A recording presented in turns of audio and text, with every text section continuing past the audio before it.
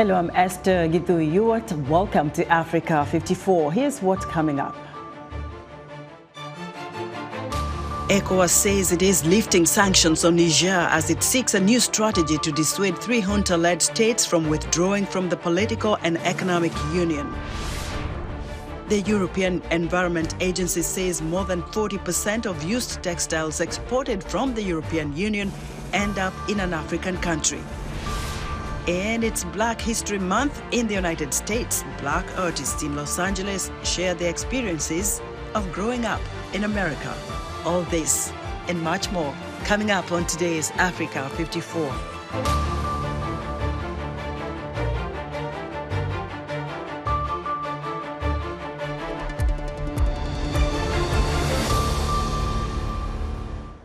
We begin in West Africa, where ECOWAS, the West African regional bloc, says it will lift strict sanctions on Niger as it seeks a new strategy to dissuade 3 junta-led states from withdrawing from the political and economic union, a move that threatens regional integration.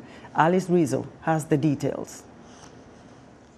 Leaders of the Economic Community of West African States, or ECOWAS, met to address a political crisis in the coup-hit region that deepened in January with the military-ruled Niger, Burkina Faso and Mali's decision to exit the 15-member bloc. ECOWAS President Omar Touré. Closure of land and air borders between ECOWAS countries and Niger to be lifted.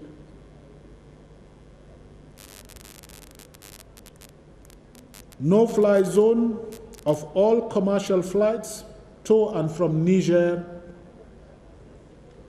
is to be lifted. Suspension of all commercial and financial transactions between ECOWAS member states and Niger is to be lifted. ECOWAS closed borders and imposed strict measures on Niger last year after soldiers detained President Mohamed Bazoum and set up a transitional government. It was one of a series of recent military takeovers that have exposed the bloc's inability to halt democratic backsliding. The sanctions have forced Niger, already one of the world's poorest countries, to slash government spending and default on debt payments of more than $500 million. Touré added that some targeted and political sanctions remained in place for Niger without giving details. The decision to lift sanctions was done for humanitarian reasons, according to the communiqué. But the move will be seen as a gesture of appeasement as ECOWAS tries to persuade the 3 junta states to remain in the alliance. Their planned exit would bring a messy disentanglement from the bloc's trade and services flows, worth nearly $150 billion a year.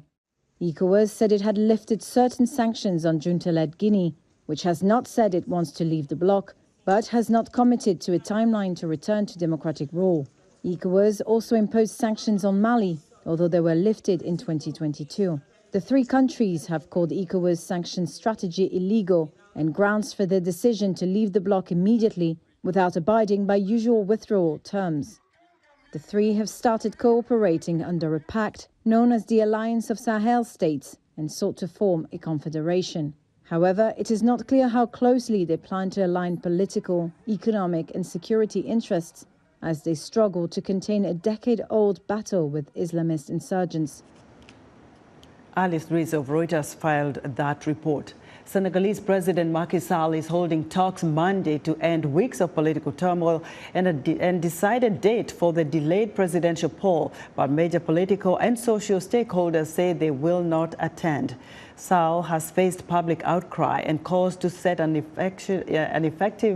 election date after he abruptly delayed the February 25th vote, triggering one of the worst crises to shake the West African nation in decades. He has postponed the decision until after talking with political and civil society figures, hoping to reach an agreement by late Tuesday. Sall proposed that all the regional candidates in the presidential race should be included in the talks, as well as those who had been disqualified from standing. He has also invited civil society, religious and community leaders to the meeting.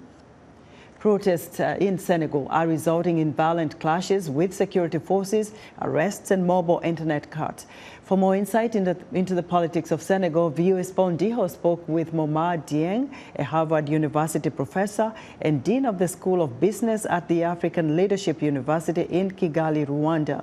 Dieng previously served as senior technical and policy advisor in Senegal's Ministry of Education. The situation in Senegal is somewhat frustrating, especially for someone like me who's invested a lot of his time in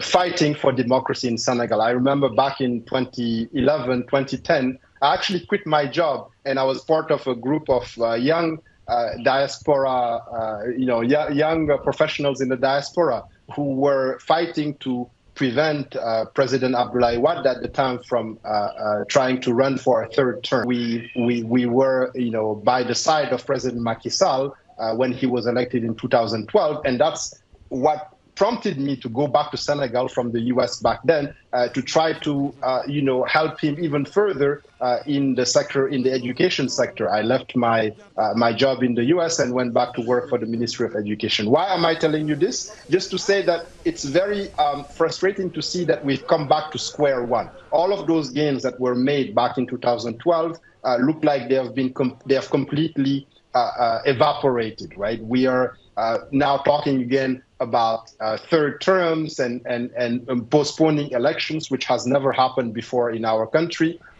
Senegal used to be considered a beacon of democracy, an example for, frankly, all of the African countries. We are one of the only countries on the continent that's never seen a military coup and so on and so forth.